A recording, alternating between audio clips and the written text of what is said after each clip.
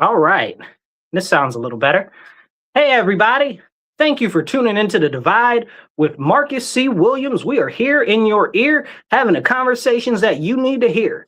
Take a moment, hit the share button, hit the subscribe button, hit the follow button, and wherever you are, share this on your page, share it on your friend's page, and let them know we're having the important conversations that we need to share around. And if you want to be part of the conversation, drop a comment below and we'll try to pop your comment up on the screen and bring you into the conversation. We've got a lot of different topics we want to cover today. And we're really going to start off with this right here. Check it out. If you are experiencing all of these different crazy weather things, you might have some thoughts on it as an individual. But it's also very interesting to take a consideration. For years, people have been saying the government's controlling the weather, the government's controlling the weather, the government's controlling the weather. And people have been like, oh, that's poppycock, That's not a real thing. The government doesn't control the weather. Well, then they come out and they say, oh, yes, cloud seeding is a thing. We do spray stuff in the sky. Oh, yes, also, Saudi Arabia is doing it, and Bahrain is doing it, and China is doing it. Just a few countries that have admitted to cloud seeding and using that to encourage it to rain. Or we could look at the American operation in Vietnam known as Popeye. If you're not familiar with Popeye, go look it up. Essentially, what we did is we caused years of torrential downpours in Vietnam, making it even more tough for our troops to perform. But the concept was to make it tougher for the Vietnamese, the Viet Cong, to actually perform against our soldiers.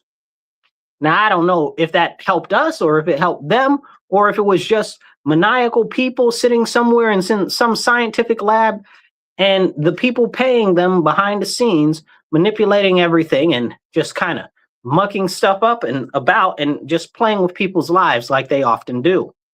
See, but when we see stuff like what happened in Florida, where they actually went to ban cloud seeding, we should start having a conversation. Because maybe the people that were saying that the government is controlling the weather aren't too far off from accurate. Maybe they're 100% right.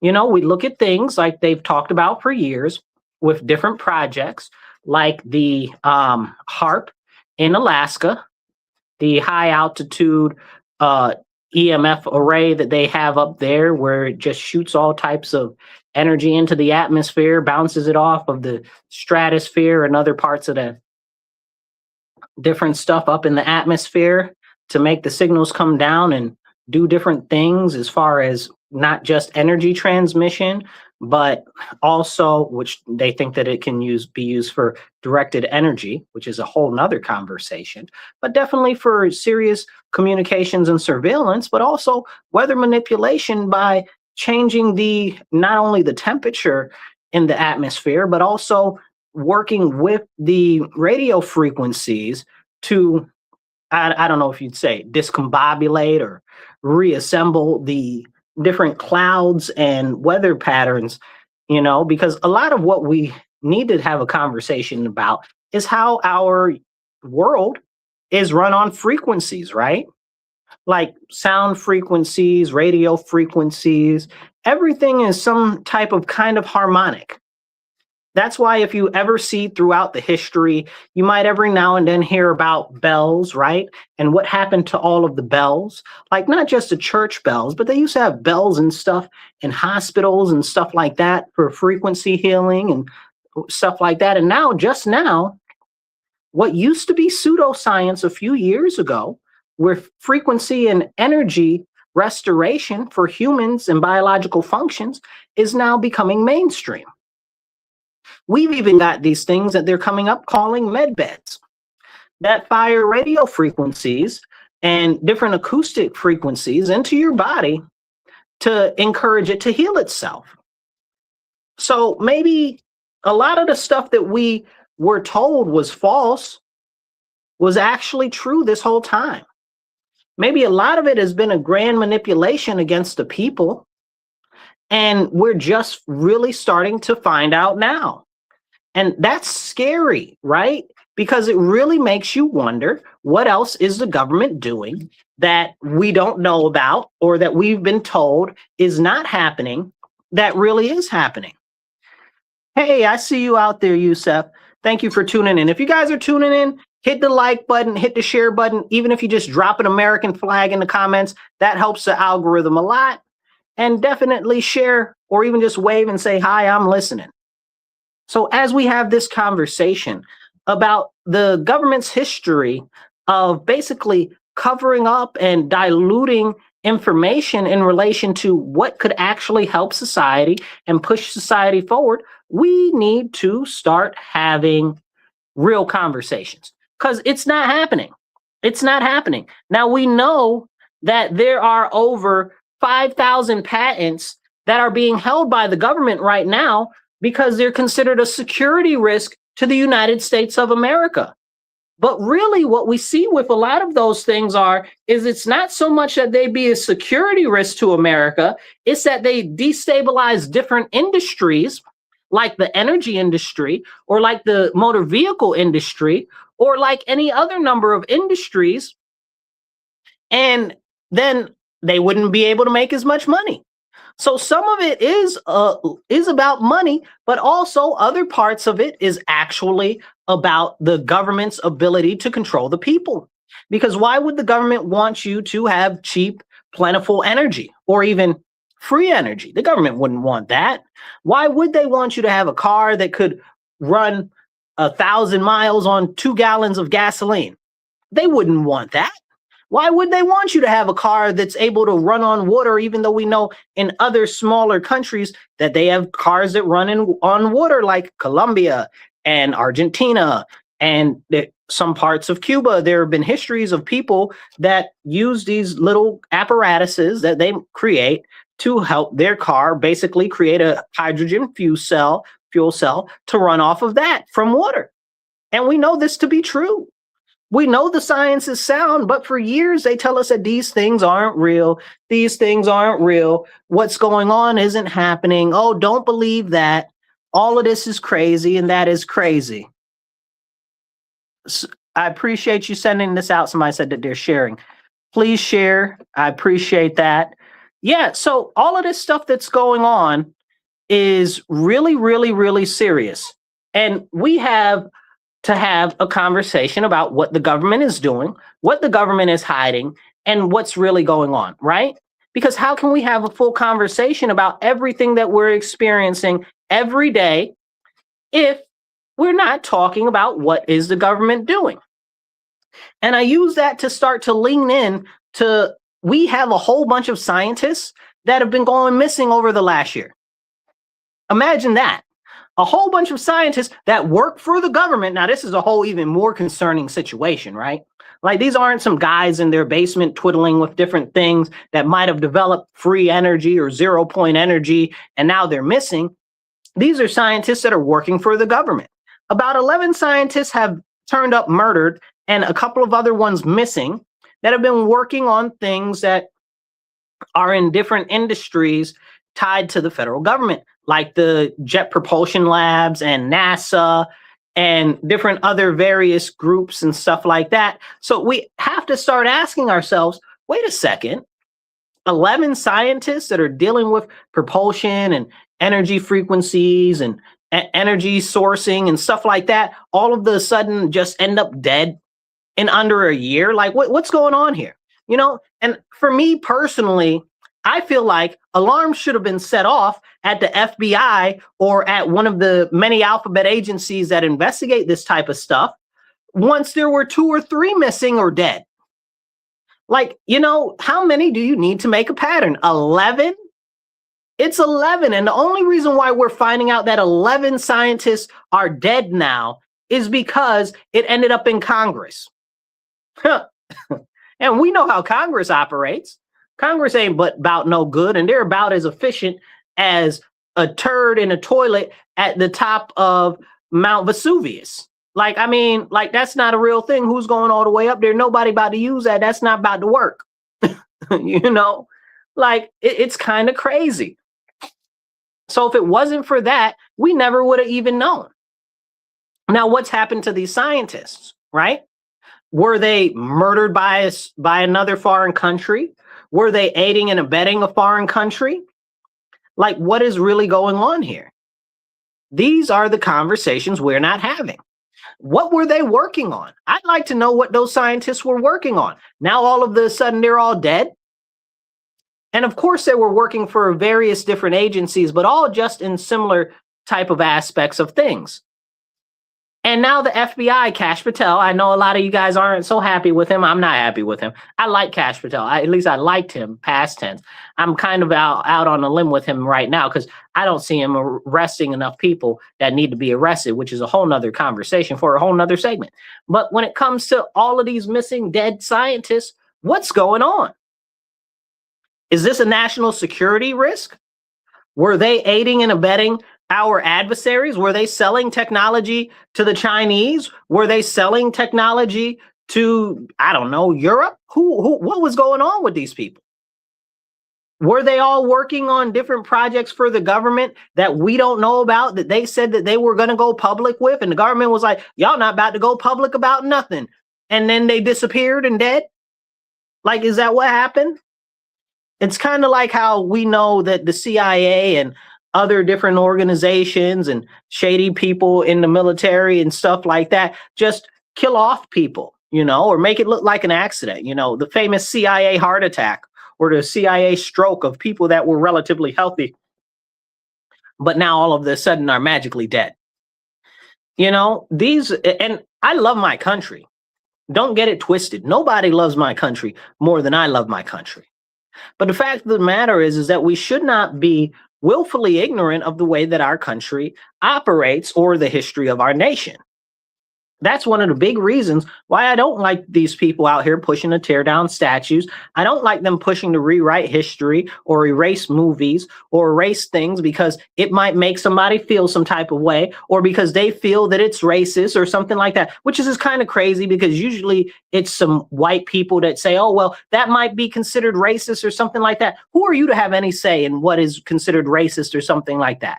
You know what I'm saying? Because for years, what we've had is we've had these white people that are pushing, oh, this is racist, that is racist. And normally people will say, oh, well, that's the leftist liberals and stuff like that. But it's more than just the liberals, right? Like it's people that are in power that are working on collectively rewriting the history of our nation so that they can just basically be like, oh, well, that never happened. And this has always been the truth. Like we've always been at war with East Asia. OK, if you're not familiar with what I'm referencing the book 1984, where they would always consistently shift and change history and rewrite history to the better benefit of the people in power, the party, Big Brother. And that's what we're witnessing in real time right now. You'll tell something to somebody about something that happened a month or two ago, and they're like, oh, no, that never happened. The news just showed the other day that this is what's going on. What are you even talking about? Like, I know I witnessed it. This happened, It's not, I forget what it's called, where you believe that something used to be a different way and now they're saying it's another way, and it's always been that, like the cornucopia with Fruit of the Loom. Drop what that's called in the comments. I'll try to pop that up. It's slipping my mind right now. But this is something that's happening actively right now. Right now. They're erasing history. They're erasing facts. Again, back to the bells for harmonic resonance and stuff like that, like we talked about in the beginning of the show, like all of the bells have been destroyed. Like you look at pictures from after World War II, where they were rounding up all of the bells and destroying all of the bells. You really have to start asking yourself, what was going on with the bells? Why were the bells destroyed? Like you really have to start asking yourself these questions. Like who is rewriting history? They say the famous quote is, whoever to the victor, that's who writes history, The victor writes history. So who are these people that are rewriting history or erasing history? And this goes back into the medical field like we were talking about previously. They've said that a whole bunch of things just in my lifetime, right? Like I'm young enough to remember when acupuncture and stuff was pseudoscience. Acupuncture doesn't work, even though it's been working in China and India and other countries for thousands of years, right? Acupuncture isn't real. Now you can get a script for it from Medicaid. Make it make sense. And we're talking about just a few years ago, like 10, 15 years ago. It'd have been considered pseudoscience. So what is going on? Why is this stuff being hidden? And what are we really to understand is being done? And this goes back into the missing scientists. Were they working on just on instant transmission? Were they working on some sort of new propulsion system that we don't know about? Were they working on some new sort of thing that is hypersonic transmission? What were they working on, really? Were they working on some new 0-point energy thing or something like that? How are they all magically dead? And how is it just now getting out to the news? How is it just now a conversation?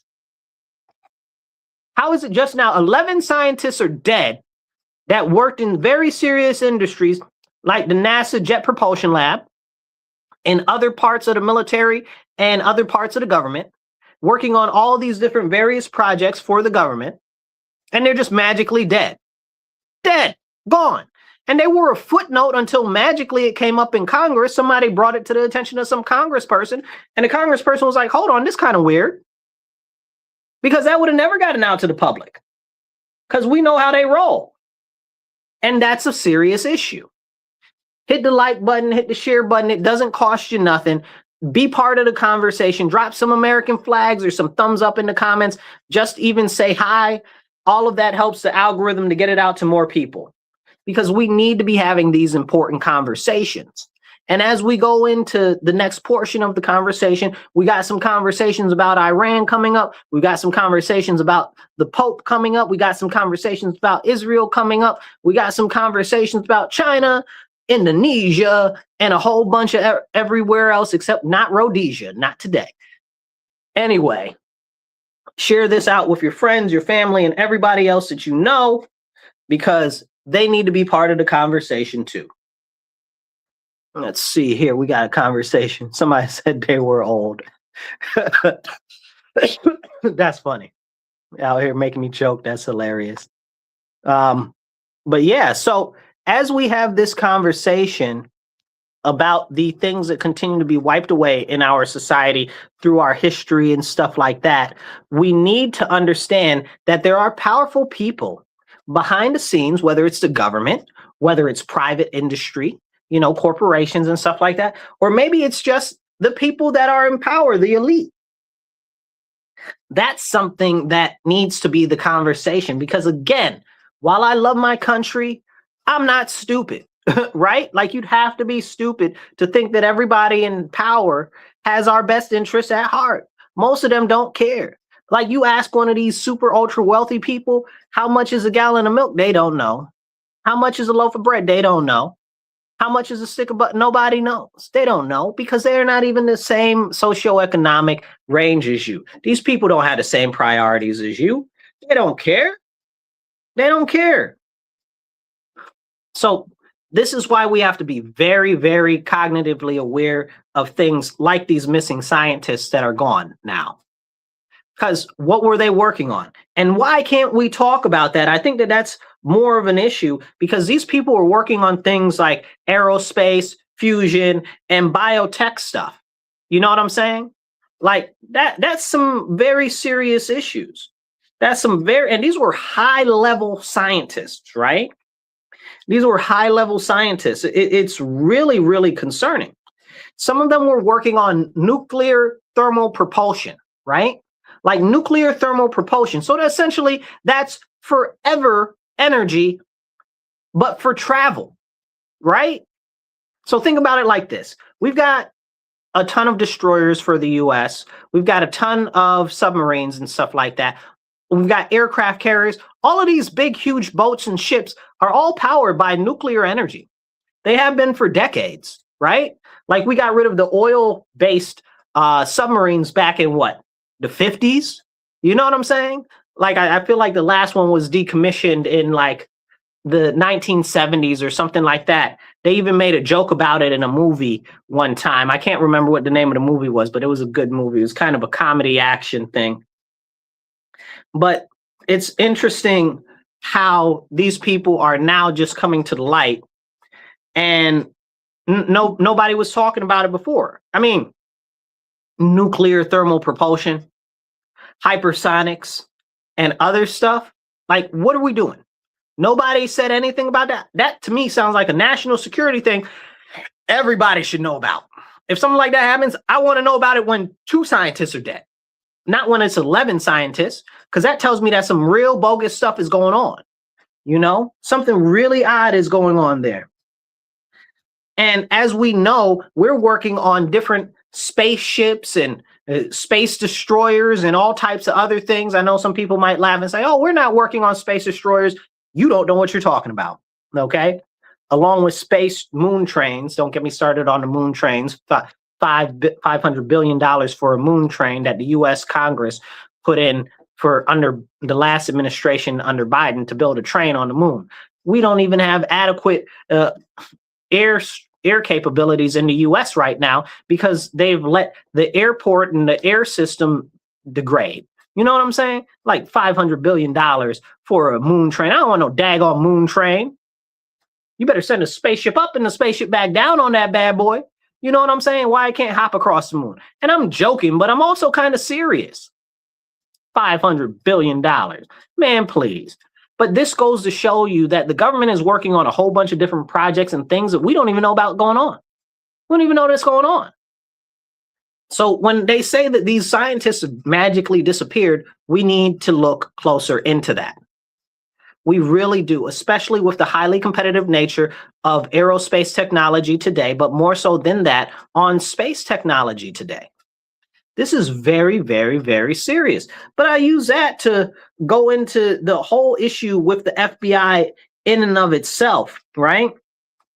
I'm wondering who dropped the ball in the FBI, right? Like all of the sudden, and just now you're talking about it. I don't buy it. I don't buy it. It's a problem. I don't like it. And it's very kind of upsetting. I'm concerned that there's a lot of infiltration going on in the US right now, and nobody's talking about it. We look at, again, speaking of the FBI, they just arrested this Iranian lady. Let me say this again. The FBI just arrested this Iranian lady that was trafficking guns into the US and back to Iran and back and forth and through other countries, and she's Iranian. So, and she's got her US residency. So we've got an Iranian gun smuggler in the US smuggling guns in the US, and we're just finding out about it. Like, we're just stopping her now. See, this goes into a whole nother conversation about how we should not be letting these people into this country to begin with. Stop letting people into this country. And I know a lot of people say, oh, well, don't stop letting people in the country. We need legal immigration. I don't want legal immigration either. I don't want it. You want to know why I don't want legal immigration? Because we let too many people in. We got so many people right now that we need to process for immigration inside our country right now. It would take 2 decades, 20 years for us to process everybody right now. And you talking about you want to let more people in? And we keep seeing these types of things happen in Congress where they're like, oh, let's extend TPS for these people or those people. Oh, let's see if we can bring some more people over from China. 500,000 people they want to bring over from China as on student visas. I don't want no Chinese people over here. Are you kidding me right now? The CCP runs all them Chinese people that you be bringing over here. The Chinese require any Chinese citizen to owe allegiance to China. And we shouldn't have anybody in this country like that. Okay? You want to let them over here when really they're obligated. They are obligated by China to spy for China. They are obligated. And if you're not familiar with what happens if you don't spy for China, if you're Chinese or have family in China, they will torture your family on levels that you could not even fathom. I'm talking about when you say cut somebody to ribbons, I'm talking about they will shave your families up like they are shaved steaks, just cutting little slithers out of them little by little every day. I was listening to somebody that survived some of their torture, and they were like, what they would do is every morning they would dump them in a vat of poo water.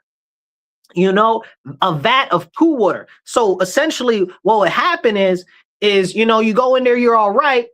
but you keep getting dunked in cold pool water every single day, you start to get sick, you start to get weak, you start to develop ailments and stuff like that. What type of level of egregious torture that most Americans couldn't even fathom is that?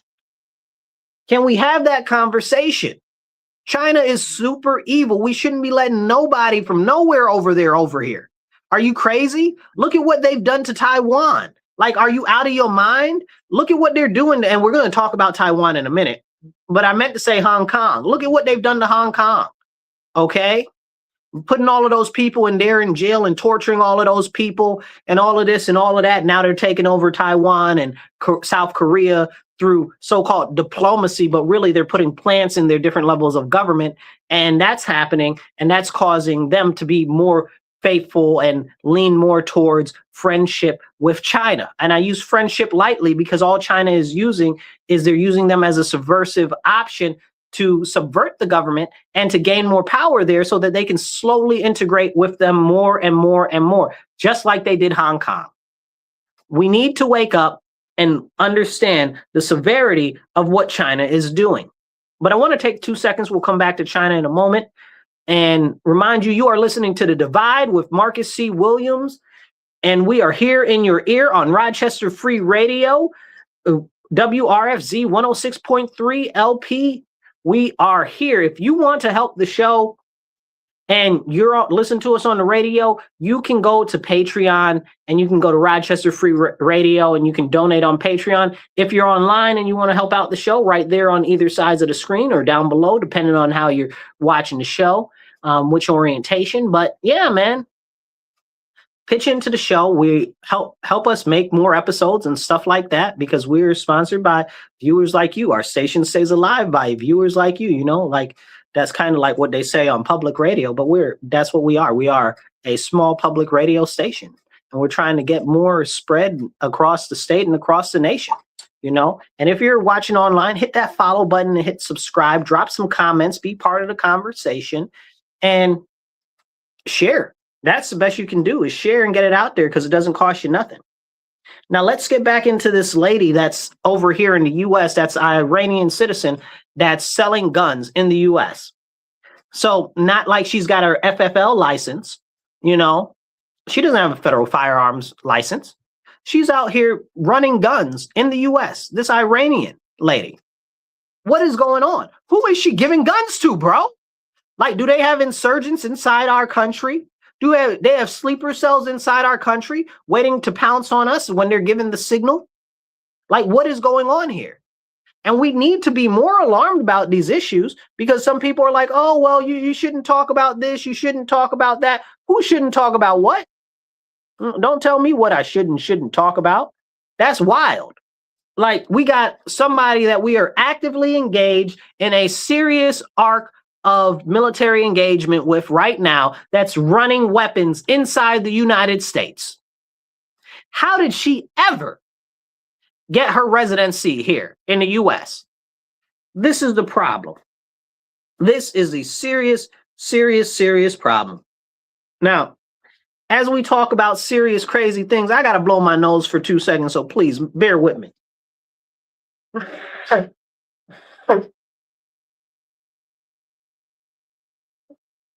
So anyway, as we have these serious conversations about stuff going on across the world, let's take it over to the Iranian area for a second, okay? So over in Iran, we know there's a number of other countries over there. There's Pakistan, there's Afghanistan, there's Syria, there's Turkey, and there's Israel, right? And there's Israel, but there's also Oman, there's Bhutan, or not Bhutan, but what's the other one? Bahrain. There's Saudi Arabia and a whole bunch of other countries. Now, over the weekend, Trump said that, and I'm paraphrasing because I don't have it in front of me right now, but Trump said, Israel has proven itself one of our greatest allies. No, that's not what he said. He said, Israel has proven itself to be a great ally, da-da-da-da-da-da-da-da-da. Because if you've been following Trump, he's been harshing on the EU for not helping us in this military engagement over there in the Strait of Hormuz and stuff like that. But he said this coming on the same weekend when we have images of a IDF soldier in Lebanon smashing you guys, smashing with a hammer, a giant mallet-looking hammer, the effigy of, I guess you would call it an effigy or whatever you want, a representational image of Jesus Christ, right? Like if you've ever seen the cross with a Jesus on it or a thing representing Jesus on it, like he's smashing Jesus with a hammer. Like this IDF soldier is smashing Jesus with a hammer. See, but that goes into a larger conversation of how Israel feels about Christians. And people be letting them play in your face like Israel's okay with us. They're our friends and stuff like that. Okay, let's separate Israel as a nation state and so-called ally. And I say so-called loosely because it's only when our interests actually help their interests, because they're more concerned about their own interests as a nation state and not about what the U.S. wants. That's why they killed up everybody in Iran. That's why we don't have anybody to negotiate in Iran. And that's why we're still over in Iran right now, is because of Israel. Okay, so you tell me they're our greatest ally or whatever, I'm gonna look you dead in your face and say you've lost your cotton picking mind, because Israel does what Israel wants for itself, which is good, right? Which is good, by the way. Don't get it twisted. I think Israel does a great job of representing itself as a nation state. I just want the U.S. to do the same thing that Israel does, okay? Because Israel do whatever it wants, and it tells America what? Like it punks us, okay? And that is a problem. Because we be out there, oh, well, it's our greatest ally. Are they, though? Are they? No, they're our ally of convenience. Let's be real. I don't know that the U.S. has a greatest ally, but if it was, it wouldn't be one that's killing the people that we're doing negotiations with. It wouldn't be ones that are forcing us into attacks because they're threatening to attack other people, provoking them, those other people, to launch attacks on our bases. Can we have that as a comprehensive conversation? You know? But to the bigger conversation there, Israel does not like Christians, period, full stop. They closed off the Church of the Holy Sepulchre for Easter. Okay, they closed off the Church of the Holy Sepulchre for what do you call it? For Palm Sunday. Okay, they didn't close down the temples and the stuff for the Jews. Why didn't they do that? It's a security risk for the Christians, but not for the Jews. You make that make sense to me. Make it make sense to me. Okay, and they're taking and stealing the land from the church over there in the Holy Land. Go look it up, okay? Because I don't got time to cover it the way that it really deserves. And I know people are going to have a lot of mouth about it. Don't believe me because I'm saying it. Believe me because I'm telling you now. Go look it up, okay? Now, talking about this issue of how Israel doesn't like Christians, and I don't know why we have to play like they do, okay? They've got the IDF soldiers over there destroying statues of Jesus. And what is being said about it? Nothing. Nothing is being said about it. I didn't hear, what's his name? Oh my goodness, I can see his face. Mike Huckabee say anything about it. Maybe he'll say something about it today. But I didn't hear Trump say anything about it. Trump, are you going to say anything about the IDF soldiers destroying the statue of Jesus? Huh? You going to say something? Or are you going to let them take another poo on Christians like they've continuously been doing? Can we talk about that? Okay, our greatest ally, my hindquarters. Okay, this is a problem. You tell me that they're our greatest ally, but they're over here not only blowing up Christian towns, go look it up, okay, in Gaza, in Lebanon, and this has been going on for some time in Lebanon, but it's always been continuously under the radar. I've talked about it on other shows like last year and the year before when it was not even covered on the news at all, okay? Israel's responsible for all of the tens of thousands of Christians getting murdered up in Syria. Don't get me started on that conversation, but nobody wants to talk about that. Nobody wants to talk about that because where is the accountability for this country that's supposed to be our greatest ally? If they're our greatest ally, we need to be able to hold them accountable for what they are doing to the Christians. Everybody wants to get out there that's all in power right now and say, oh, well, we do have a heritage of Christianity in our nation. Then do something and say something to protect and stick up for Christians. And then the half of these people out here running around call themselves Christians, call themselves Catholics, won't stand up for Christians. Make it make sense to me. Then they want to side with the enemies of Christ? Huh? These people hate Christ. Don't play in my face like they like Christ. They don't believe in Jesus. Their whole religion, especially when it comes to rabbinical and Talmudic Judaism, is against Christ on a high level, not on a low level. They spit on Christians over there. Like, are we really having a serious conversation? No. And this isn't me talking bad about them at all. Never that. I'm not talking bad about them. I wouldn't dare talk bad about them. I'm stating facts. I'm stating actual facts. Go look it up. We got some comments coming in. Let's see the comments. Don't say nothing too wild because I will not put it up there. Somebody says Israel doesn't want peace. Well, Israel doesn't want peace very simply because it's profitable for them to have destabilization in the area that are their neighbors, right? Because what happens as they destabilize their neighbors, like Lebanon, they take parts of Lebanon and incorporate it into Israel. As they destabilize things like Gaza, they take parts of Gaza and incorporate it into their country. We saw the same thing in the Golan Heights. We're seeing the same things in parts of Syria. We see it going on in Jordan. But can we have that conversation? Go look up Greater Israel Project. Okay, go look that up. Okay, people like that's not real. It definitely is. And honestly, again, I'm not mad at them, right? Because do what's best for you, right? I'm not mad at them. But for us to willfully disacknowledge that this stuff is going on and this stuff is happening, it's crazy. And for somebody to be like, oh, well, you can't talk about, who says I can't talk about what? I can't talk about reality. I can't talk about facts. You understand what I'm saying? I could talk about the US all day long. I could talk about Europe all day long. But the second that I talk about another country that's doing stuff that's against the interests of either Christians or against the interests of the United States of America, then it's a problem. Somebody's got to make that make sense. And again, I don't have a big issue with what Israel does when it goes to Israel, because I recognize that the people that are in power are doing what they can to stay in power and take more power for their own nation. But when it comes to interference in what the U.S. needs to do for what's best for the U.S., that is a conflict. When they are going after Christians, that is a conflict. And we, as Americans, need to speak up. Okay? That's serious. Somebody says the IDF rules, the USA rules. Well, that is very true. The IDF, very clearly, the IDF is a very strong and capable military force. Nobody should ever try to take that away from them. But again, their continued attacks on Christians are highly problematic.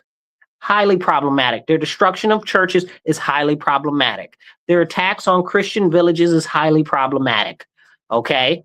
We're not talking about the stuff that they're doing to Muslims.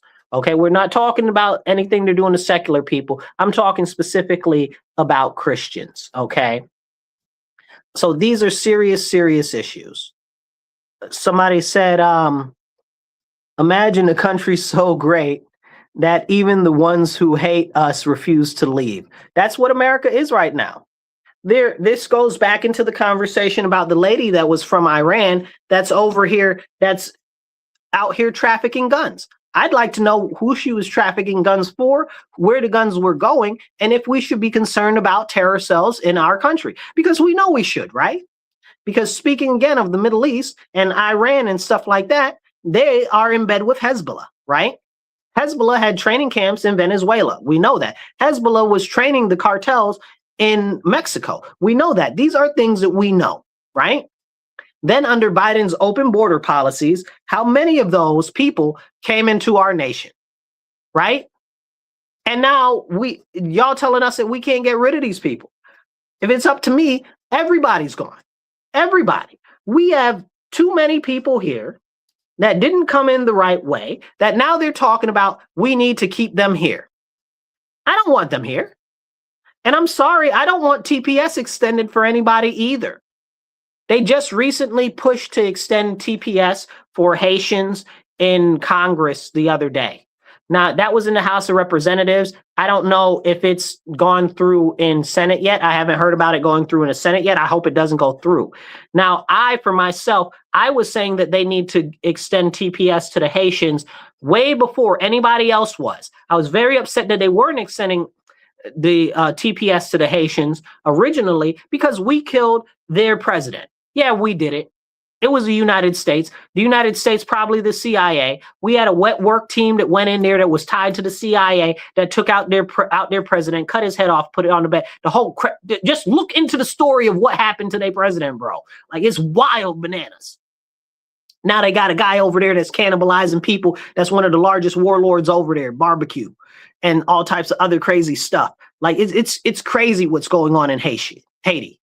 But I still don't think that we should extend TPS for them.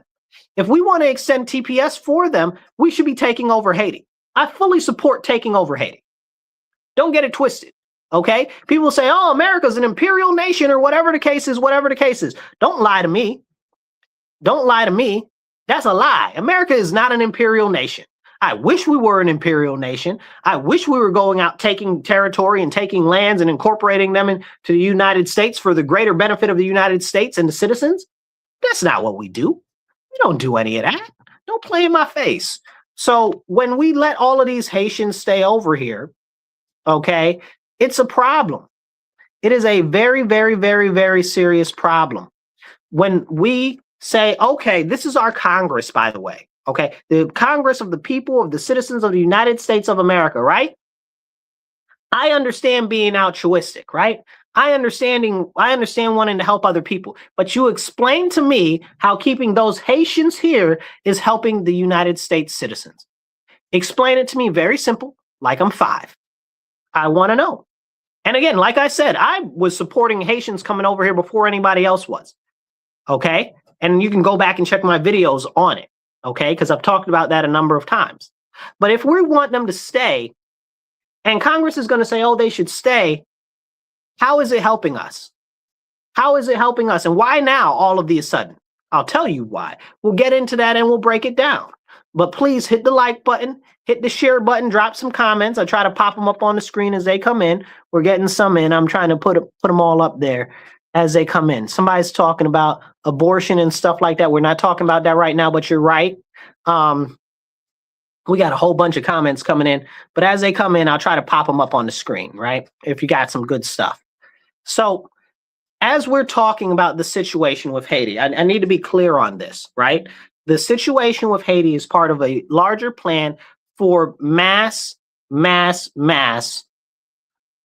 just asylum, you guys. This is important. Not just asylum, but also they're going to naturalize all these people. They're going to naturalize all these people. Guess how long the asylum has been, the TPS has been extended for the Haitians? 2 to 3 years. You know what happens in 2 to 3 years? We'll have another president in 2 to 3 years. Make it make sense. Make it make sense. Then on top of that, we have a whole nother situation called the Dignity Act. Please go look that up. So the Dignity Act is being pushed by 20 Democrats and 20 Republicans. 2 of the major Republicans leaning on it right now are Maria Salazar, okay, and Mike Lawler. Mike Lawler's from New York State. Mike, I can't wait to catch you in person because I got words for you on this, dude. You are becoming a traitor to our nation. You are disservicing our people. I don't care what anybody says. I don't care that I'm a Republican and you're a Republican. What you are doing not only goes against the philosophy of republicanism, it goes against the best interests of the American people, okay? And Maria Salazar can kick rocks, and so can the rest of those other 20 Republicans, okay? Ridiculous, trash, make you want to spit. So they've got this thing called the Dignity Act that would essentially make it so there are 10 million people that are going to be naturalized by it, okay? And then that also essentially stops any deportations for the next 2 to 3 years. It's wild. It's wild, and they're trying to pass it. But wait, there's that 2 to 3 years thing again, right? Like the TPS for the Haitians, right? Why is it 2 to 3 years?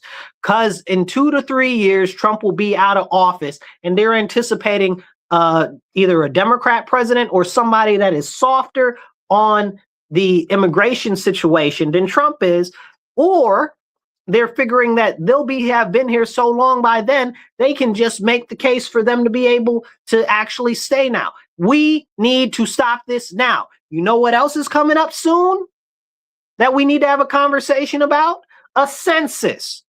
And we know that places like New York State and other states have lost massive amounts of population. Okay, a lot of blue states have lost massive amounts of population. So that means that they'd be redistricted and that they would have less House of Representative members, which means that they would have less power in their caucus, which means that all of these people move into these different Republican states and red states and stuff like that, those states would have more power.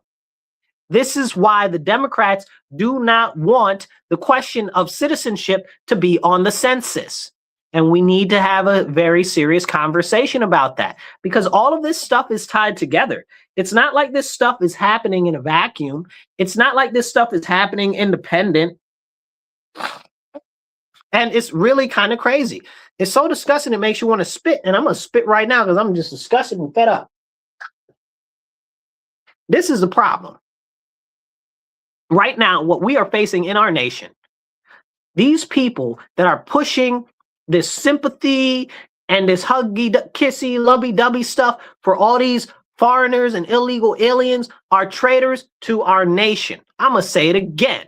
Everybody that is pushing this sympathy and is pushing asylum and is pushing expanding TPS and expanding things like naturalization and giving citizenship and mass amnesty, all of those people are traitors to our nation. They need to be brought up on capital offense charges for treason because they are acting against the best interest of the American citizens. Full stop. Okay? Full stop. This is very, very, very serious. Very serious. It is an abomination against our nation. And this is what people need to understand. We got to get it together. We got to. Because if we don't stand up now, they're going to erase us. You know, people are like, oh, the great replacement, they're replacing white people. They are not replacing white people. They are replacing all Americans. You understand what I'm saying? You think that they're just replacing white people? You've lost your mind. They're replacing all Americans. Wake up.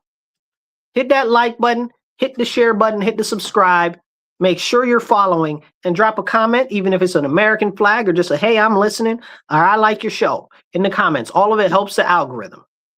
So what these people are doing in our country to try to give mass amnesty, to try to incorporate these other people into our nation, to make us more dependent on them, is bad for us as citizens. This is why you've got people like Vivek Ramaswamy or Rona Cohen or whatever, however you say his name, the Indian guy that's a Democrat, Cohen or whatever. Drop his name in the comments. Y'all know who I'm talking about. Him and a number of other Democrats all talking about, oh, heritage Americans don't matter. Like what? Heritage make you, if you're a heritage American, that doesn't make you more American than anybody else. You sound crazy outside your mind. These are the same people that have been fighting to erase our history, like we were talking about in the beginning of the show. You think that they're trying to get rid of our history for no reason? If they can get rid of our history, they can get rid of our lineage, our ties to the land, our claims to the land, and rewrite all of history to make it look like everybody else that was here was always been here. It's the same way they try to say, oh, well, immigrants built our nation. Lies.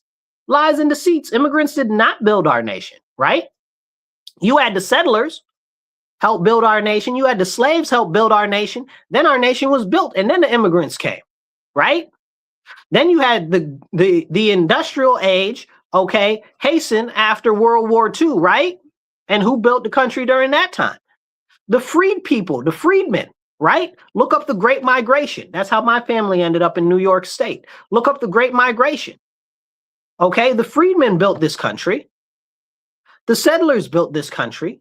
Stop telling us immigrants built this country. You understand? Now, immigrants may have had a part in the fabric of our history in this country, but to say that they built our nation is purposefully and intentful to steal away rich American heritage and steal away from those who have long American lineage. And this even goes for people that might consider themselves immigrants, right? Because essentially, if you're saying that you were Dutch here before World War II, they don't consider you to be an immigrant. They're not talking about you. They're talking about these Spanish people that came over the fence last week. Don't let them play in your face. Okay? This is a problem. They're talking about the Africans that just got here last year. They're not talking about you. Don't feel any affinity for them. Whenever they say immigrant, they are lying. Okay? They are deceiving you. They are trying to say, oh, well, everybody's got family from other countries. No, man, stop. Stop. Don't listen to them. You're being conned. That's what they want. They want you to feel affinity for these people that are taking resources from our country as they dilute our country, our culture, our way of life, and the American language, which is American English. And now they want everybody to speak Spanish. I'm completely against it. Now, if you're Italian, or if your family's Italian, or if your family's Irish, and you go back some decades in this country, you may have had family that's like, yeah, you don't speak your historical language from your country outside. You learn English. Right? Like I know a lot of you guys have had that experience, and this is something that we need to talk about. Well, why was it like that? Because they wanted people to integrate. And now they don't want you to integrate. They don't want you to integrate at all. This is a problem. Thank you, Joey. I see you there. I appreciate you. Somebody said you're clapping. I appreciate you too. Thank you. So this is what they're trying to do. Your family had been here and they told you, they said, no, you need to learn to speak English. And you shouldn't even really be talking our language outside of the house. The same thing happened with Germans, right? So Germans in the US, in my area, we had a lot of Germans in our area, Germans and Dutch, okay? And if you have family that traces their lineage back to Germany or the Netherlands and stuff like that, you'll hear the stories about that, right? Speaking of which, did you know that Sojourner Truth spoke Dutch? Yeah. So she spoke Dutch. If you don't know who Sojourner Truth is, go look her up. Excuse me, I got to blow my nose. But yeah, this is serious business. What we've happened is we've had these people that say, oh, no, they don't have to speak English. Our country is a melting pot of all of this and all of that. Look, man, I don't care nothing about the melting pot, right? I want these people to come in, melt in the pot, and become part of the pot, not make all these extra additional flavors in the pot that don't go along with the daggone soup. Okay? Stop adding poo to our soup. That's what you're doing. Okay? This is the problem in our nation right now. We've got all of these people that come over here. They don't want to integrate with our nation. They don't want to integrate with our society. So they're like, oh, well, you should conform to us. I saw this young lady, I guess she was speaking in Texas, because Texas has a big issue with Indians. I didn't realize until a couple of years ago, Modi, the prime minister of India, went down and did a huge thing when Trump was running for office. And there was like millions of Indians down there. I didn't even realize there was that many Indians down there. And somehow a couple of years ago, like last year, I woke up and Indians were in every branch of the government. I was like, this is a problem. I didn't even realize they snuck up on me. And if you guys know anything about Indians don't integrate very well. Okay, they keep to themselves and they kind of do not, like, you don't see interracial marriage with them. Not that I'm encouraging interracial marriage. I'm not very big on miscegenation at all. So that's a whole separate conversation. But I'm just saying, as an example, they don't really do other things with other people and stuff like that. It's very rare, right? You really kind of got to be third generation Indian American to really start to get involved with other things and stuff like that. But I saw this Indian lady, okay, and she's talking about, oh, well, Indians don't push their religion on other people and stuff like that. That's making an assumption that all Indians are Hindu like her, which they're not. That's not necessarily. There are Indians that are a number of different religions, including Christian and Muslim and a number of other different smaller religions as well. So don't forget Buddhism and stuff like that too. So she was talking about how, oh, well, people shouldn't be promoting fear against us and stuff like that and blah, blah, blah, blah, blah. Why not? Why not? You want to build these giant temples and stuff like that. You want to make all of these things in this country different for yourself so you feel more comfortable instead of integrating into our society. I feel like a giant 400-foot statue of a Hindu god is not integrating into society. I feel like that has nothing to do with the United States of America. I feel like that is antithetical to our nation. I'm just saying. And when I say feel, I'm just really trying to say it in a nice way. I know for 100% fact that that's what it is, right? That's exactly what it is. Okay. And again, like I said, they do not integrate very well at all. Okay. That doesn't take away anything from their capabilities or anything. I'm not talking about their country or anything like that. I'll let other people do that. I don't have time for that. I actually have a kind of a positive look on India, except for their push for digital currency and what they've done over there. If that's tragic. That's a whole separate conversation. And the way that it's just a lot of dirty poo and stuff over there. That's a whole nother conversation on how they need to go back to their country and fix their own country, you know. But if they want to integrate over here, that's okay, you know. A lot of them do speak English very heartily, and that I'll give them credit for, which is different than a lot of other groups. Okay, a lot of other groups don't speak English so much, but they really do try to do that. So that is something I take my hat off to you on that one. But she was like, people shouldn't be promoting fear about why. Why should they not? You think, and she's like, well, the Hindus aren't trying to convert people. Yeah, they might not be, but I see what happens in India to Christians in Hindu areas. They beat them, they torture them. I have a friend who does evangelism, who goes to India and does evangelism. They beat him so bad, they had to take out 2 inches of his spine.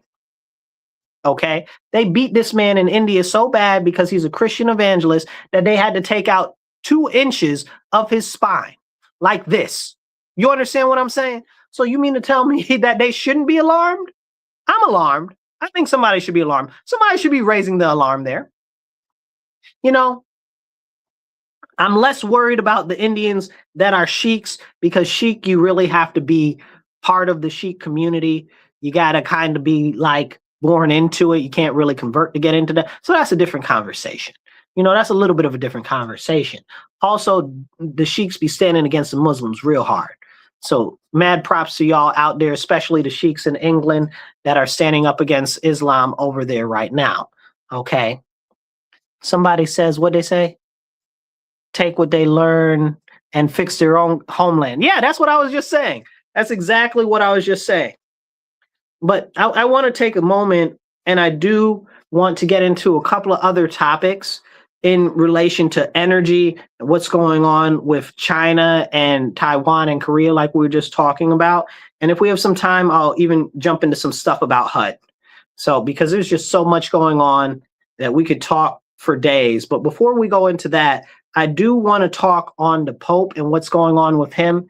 Did you see the Pope speak out about the IDF soldiers destroying the statue of Jesus? No, he didn't have anything to say, but he wanted to get all in Trump's face and talk about, oh, well, God doesn't bless those who do war or stuff like that. What are you talking about? Do you not read the Bible? Like, what are you even talking about? Yes, he does. The whole Bible is a book that is a treatise on war, politics, and how to live. Like, what are you talking about? Like, read the actual Bible. And then people are out here carrying water for this guy who's calls himself the Pope, who how he got in there is questionable, because they filled the cardinals of the College of Cardinals, the Sacred College, with all of these very, very, very non-traditional so-called Catholics that do all this alphabetism and all this other nonsense under the previous Pope, okay, who him getting in there is questionable, because some people question Benedict even stepping down, if that even was done right in the whole first place, if you guys aren't familiar, okay? Like, I'm not Catholic, but I stay up on that because I have a great affinity for the church, and I'm very concerned that the Catholic Church is close to a schism, similar to what just happened with the Anglican Church when they anointed that, what's called him? The Bishop of Canterbury. I think she's a bishop now. Okay, that the gay lady as a bishop. You understand what I'm saying? They done lost a rabbit behind mine in the Anglican faith. So the African Anglicans all separated from them. They said, we don't do this nonsense. That's against scripture, right? But did we hear the Pope say anything about this, what's going on right now? No, he didn't say nothing. But he said to Trump, oh, this and all that. And then people get mad at Trump for saying anything back to him. Like the Pope is the end all and be all, and he's infallible and all of this and all of that. The Pope isn't infallible, but he's going specifically and directly against scripture. The Pope is going against scripture.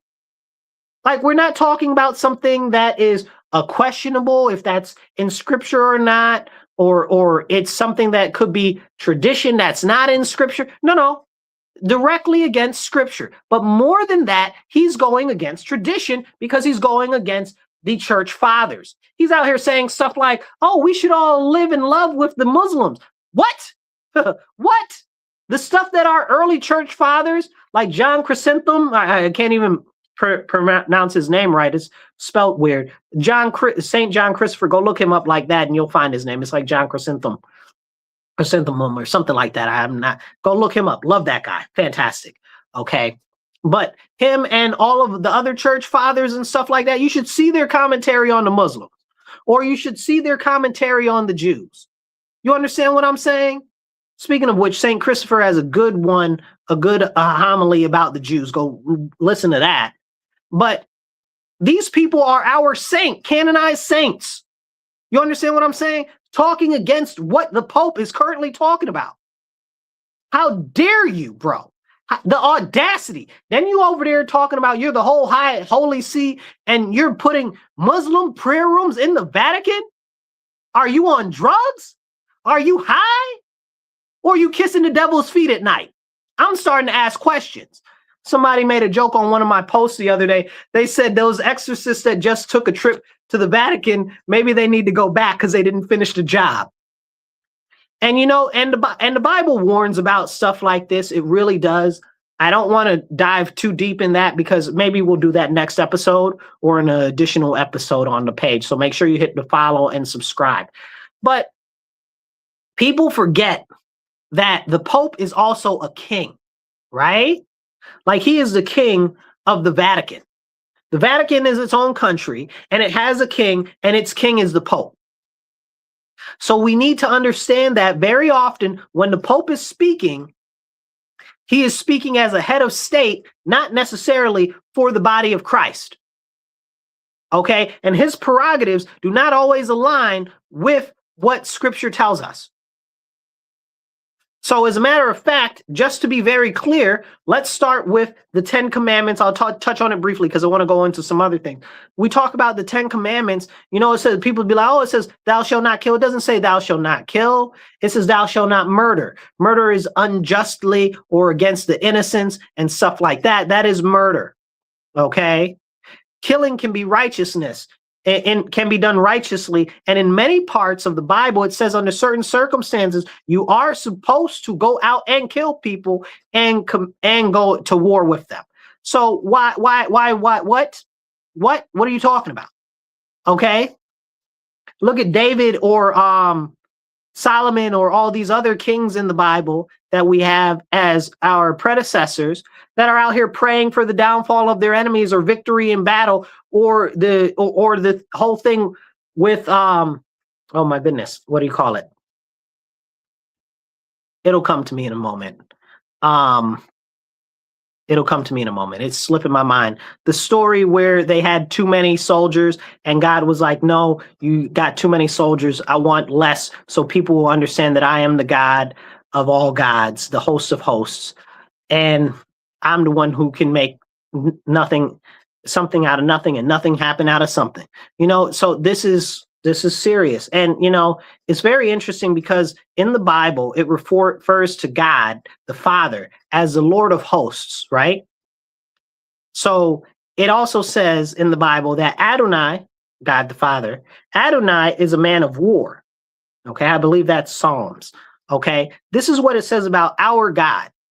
You understand what I'm saying? Our God is a man of war. Okay, not of this passive PC poo-poo, foo-foo nonsense. Okay? Like, where does that come from? It refers to him very often in the Old Testament as the Lord of hosts. Okay? Of the Lord of the heavenly armies. Army. Hello? Is this thing on? Let me tap this microphone, see if it's working. You understand what I'm saying? Like, where is this nonsense coming from? Somebody said, I would vote for you if you ran for president. I appreciate you very much. That means a lot to me. Let's see. We got some other comments in here. Let's see. It says, what's this say? It says, right. The Islamic countries try fear mongering with ISIS and other terrorists, and the Hindus have very subtle way of what they're doing, joining the RSS. Oh, you going deeper into the conversation. And these days, terrorists, the BJP, today's ruling South, lost its identity. So what they're talking about is some of the essentially clans and stuff in India, to the previous conversation that we were talking about, how they operate in India. That's a very good point. Thank you for making that point. And the fact that they're also part of political parties. So that's important too. Like, they've got religious political parties that are in power right now. And the BJP is very, very strong Hinduistic party. That's Moody's party, by the way. So then they've got a whole bunch of other stuff with the, what do you call them? The Gandhis and all types of other stuff, which is a conversation for another day. But yeah, let's see what else we got here. All of these conversations about the Pope and stuff like this, it's very important. And I think I want to be very clear, right? And I'll get to some of these other comments in a second. Hit the like button, hit the share button. It doesn't cost you nothing. It takes 2 seconds. Subscribe, follow, and share. Okay, and drop some comments down there. As you drop the comments down, I do my best to pop them up on the screen and let you be part of the conversation. So talking about the Pope, my biggest concern is and has always been the unification of the body of Christ, right? I've seen in my whole life how the body has become more disunified, more disharmony, and everything like that. So what I am very much so concerned about right now, like I told you, the Anglican Church just recently split. We had the Methodists, they split because they wanted to start making women priests and stuff like that. So they split. We had the Southern Baptists almost broke up over a similar thing, talking about making women priests in the Southern Baptists. What was that, 2 years ago? Okay. But these aren't even the least of things. We got churches running around putting up like the Universalist Church, which isn't even Christian. Okay, I don't know what they are. Pagan idolatry, nonsense, trash, garbage, Satanism. Okay, I'm talking exactly what I said. I stand by everything I just said about the Universalist Church. That's why it's a Universalist church, because they just accept all types of crazy nonsense, talking about they Christian. Y'all not Christian. Y'all serve y'all ruler, who is the father of lies, the devil. Because y'all be out there putting out all of this alphabetism, all of this social justice nonsense. And this goes for all of those other churches that are like that too. And real Christians need to start standing against these heretics and standing up and saying, no, these people are not teaching right. And Christians need to grow a backbone. Right now, we need Elijahs and not these passive PC, foo-foo, conca people that are so soft that they wouldn't bust a grape if a grape hit them in the head. Like, this is serious times. We need to be rebuking these people publicly and harshly.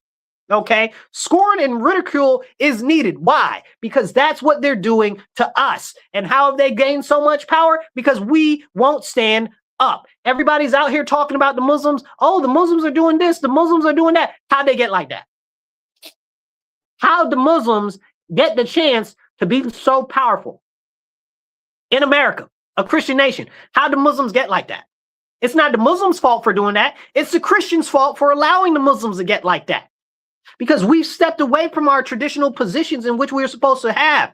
You understand what I'm saying? I've talked about this before, where the government has basically taken over all the duties that the church has done, the hospitals, the outreaches for the homeless, all of these other different things, the education, okay, because we used to have more Christian schools. All of this stuff used to be done by the church and everything. Now they're done by NGOs. Okay, now they're done by all of these shady corporations and stuff like that. Where is the church? The church is fallen.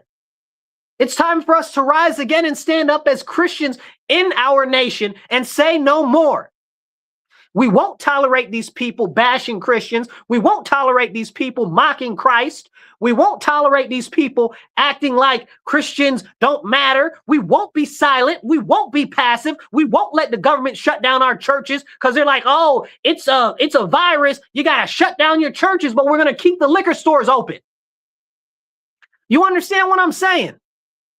This is stuff that we need to stand up. We need to stand up now. We need Elijahs to stand up, okay, that are going to call out these heathens, these people that are sacrificing these babies, these people that are mutilating these children, okay, that are telling us that it's okay, that are telling us that a boy can be a girl and a girl can be a boy, that are telling us that it's okay to sleep around with everybody, that marriages aren't important, that are telling us to kill the babies because it pays them well.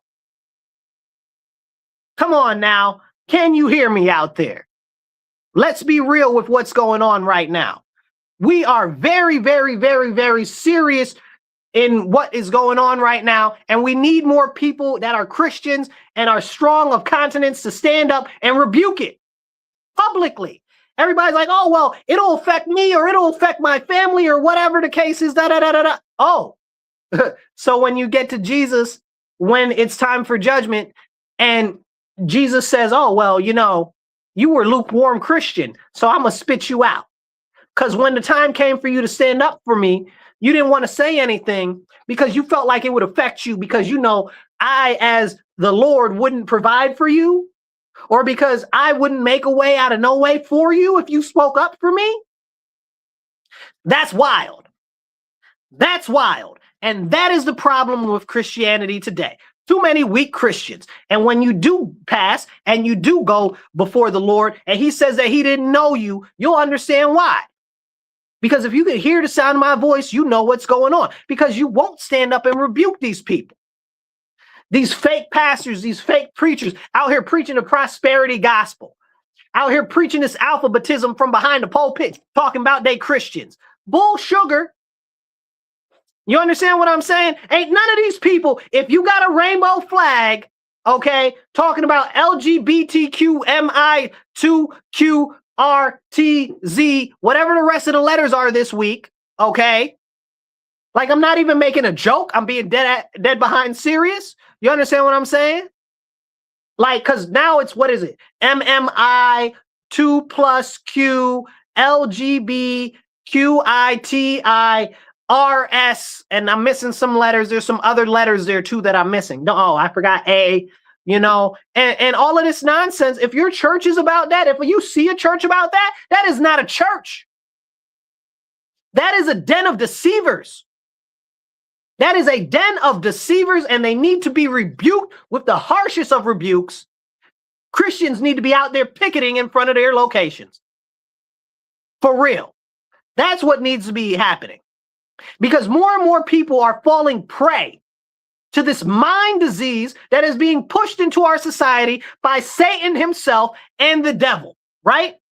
Now, I take Satan and I take the devil as being two different things completely. Satan, Lucifer, you know, sometimes they say that those things are different and the devil is something different completely. But I believe that the devil itself is not an actual creature. I believe the devil is a miswriting of the evil, because you know they used to put letters and then apostrophes. I think that's what happened. I think it's a misappropriation of the word. I think it's supposed to be the apostrophe evil, the evil, right? Talking about all of it collectively, right? The means of which Satan and Lucifer are working in the world together to push this evil, the evil, because it's all working together to the greater goal of the debasement of humanity, of pulling humans away from Christ and destroying our civilization. When will you stand up as a Christian? Let's see. Somebody said yes. I can't read that. That's too small. Sorry, guys. Sometimes it doesn't make it easy to read. What's this say? This says, why are you preaching about Jesus? But I can't see that. Why is it so small? I don't know what it's talking about. It's sorry. Some of these things are too small. Somebody says the church is falling because more people are seeing through lies. So that's not why the church is falling. People aren't seeing through lies. People want to be comforted by these soft foo-foo things that feel good and make them feel good. They want to feel self-justified. They want to feel self-righteous. They want to feel like they're a good person, but they don't want to take any responsibility, any culpability. They don't want to take any introspection and look at themselves. You look at the story of one of my favorite stories is the story of the adulterous woman. They always get the story of the adulterous woman all wrong. They tell Christians we're not supposed to judge, but the whole Bible is about us judging righteously. Okay. It even talks about the whole, you'll know people by their fruits and all of this and all of that. So the story of the adulterous woman is very important because people will get it twisted. They'll say, oh, see how Jesus said that you shouldn't judge other people. That's not the message in that story. The message in the story is he says, who is without sin cast the first stone. What he was teaching there is that all of these other guys that are over here talking about they about to stone this woman to death are guilty of exactly the same thing that she's guilty of, but they're not condemning themselves to death. So what it is saying is don't condemn others for the exact same thing that you're doing yourself. Okay, without holding yourself accountable as well. This goes into, I want to say it's Mark and it's also Luke. Okay, forgive me, I don't know the scriptures offhand, the designation of the verses, but it's Mark and Luke, and it talks about taking the plank out of your eye before you talk about the speck in your brother's eye.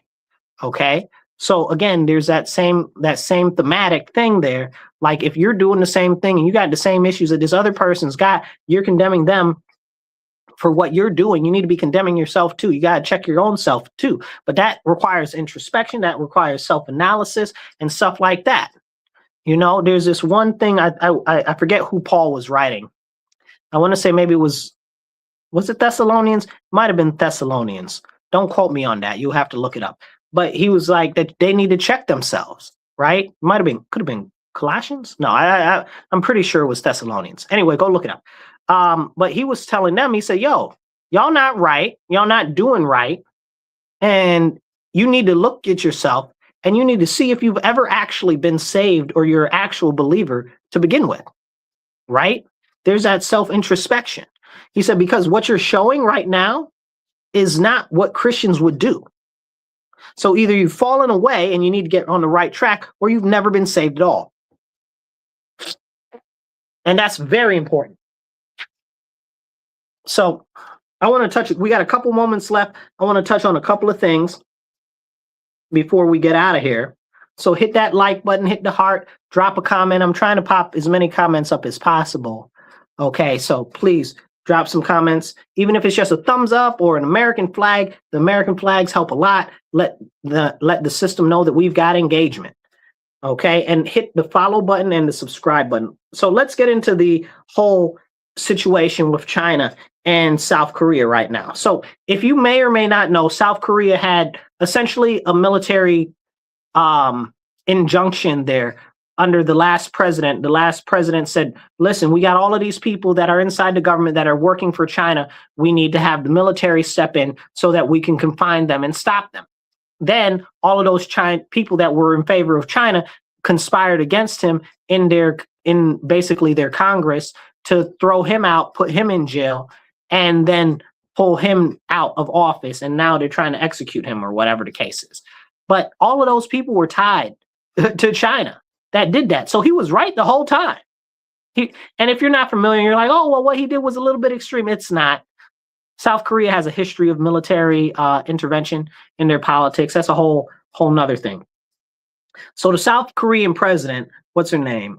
His name, Lee Jae-myung, if I'm not pronouncing that right, you understand, chose the most recent trip, his first trip to go to China, right? So his first trip as president, he's going to China. Now, he's very, very close to China. Lots of ties to China. And if you know, South Korea is one of our biggest allies in that area. And we've been using them to hold off North Korea, but also China. So if South Korea gets more close and tied in to China, not only would they not assist if China went into Taiwan, but they also will be starting to pull away more and more from the US. And you've started to hear, since this dude was elected, more and more anti-American rhetoric coming from South Korea. So these are conversations and things that we really need to identify and we really need to talk about, because talking about what's going on with Taiwan, bringing that into a bigger part of the aspect of the conversation, shows how China just had one of their people from Taiwan come over and meet with the Chinese ambassador and stuff in Beijing. Like, what are we doing here? China is your enemy. Technically, Taiwan is the Taiwanese Republic of China, or might be saying the name backwards, the Chinese Republic of whatever. It doesn't even matter. Taiwan is old China. Mainland China was taken over by the communists in the CCP, right? The ones on Taiwan are the nationalist Chinese, and the other ones are the CCP. So that's a very important conversation when China's like, oh, we're going to force reunification. And the reason why the nationalist Chinese are on Taiwan now is because of the US. So the US was supposed to supply the national Chinese with weapons against the CCP. We never did that when they were on the mainland. So when Mao did the whole after the whole bloody march that he did, go look it up, and everything that was going on with that, they pushed all of them back to Taiwan. The whole thought is that they'd regroup on Taiwan and they'd retake the mainland. That never happened. So that's where they are right now. And that's an important concept so you understand better what's going on right there. But China's been preparing more and more and more to go into Taiwan. They're doing tons of drills, more drills now than ever. Now they're starting to partner with the different groups, like I just said, for instance, with South Korea. And this is a problem, and with the people inside the Taiwanese government. So they're real close. They're real close to either overthrowing it internally or launching a military engagement there. But that's why the US is doing a lot of what it's doing on the world scale right now to tip the balance away from China. So for oil and for heating and cooling, we talked about that briefly earlier. That's why the US is going after Iran, Venezuela, Guyana. You don't know about Guyana, but go look the oil deposit up in there. That's a whole nother conversation. We could probably do a whole episode on that. But go look that up. And we're essentially reworking the way that the global hierarchy goes for oil and natural gas. And if we can control that, we can control China more and more and more and strip their ability to launch any type of real serious attacks against anybody else.